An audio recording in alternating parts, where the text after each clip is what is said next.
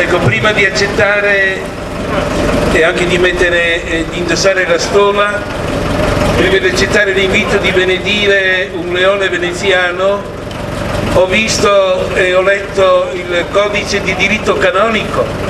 Se un friulano può benedire un leone veneziano. Mi pare che non dovrebbe esserci contrasti, perché la storia si è intrecciata anche tra Friuli e Venezia, e rimanendo il nostro centro di Portogruaro riferimento ora dell'una, ora dell'altra patria.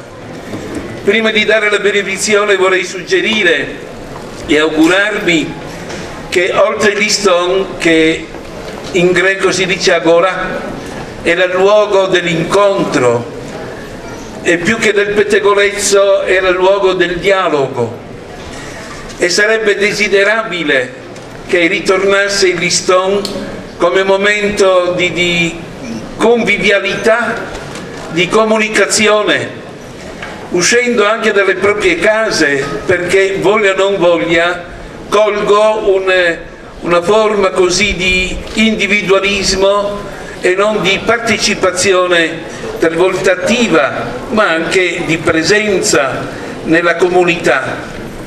È una speranza al vice sindaco che proseguendo l'Iston si giunga anche, magari per una entrata laterale, a guardare il campanile, che anche quello richiederebbe un restauro quanto mai positivo e propositivo.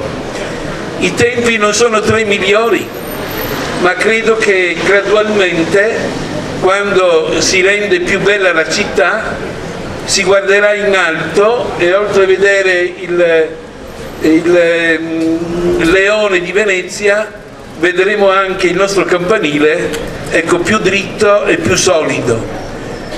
Ora invochiamo da Dio il suo aiuto per poter essere una comunità capace cioè di ritrovarsi, capace di relazionarsi e capace anche di comunicare, di discutere se si vuole, ma mai perdendo l'unità.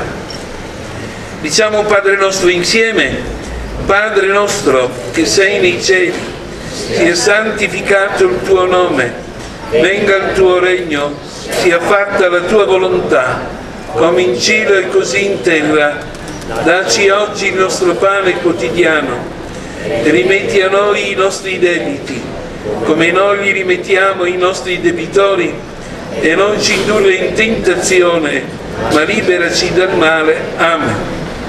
E la pace e la benedizione di Dio Onnipotente, Padre, Figlio e Spirito Santo, scenda su di voi, sulle nostre famiglie e sulla nostra città, che rendendosi sempre più bella diventi anche sempre più accogliente. Per Cristo nostro Signore. E buona serata.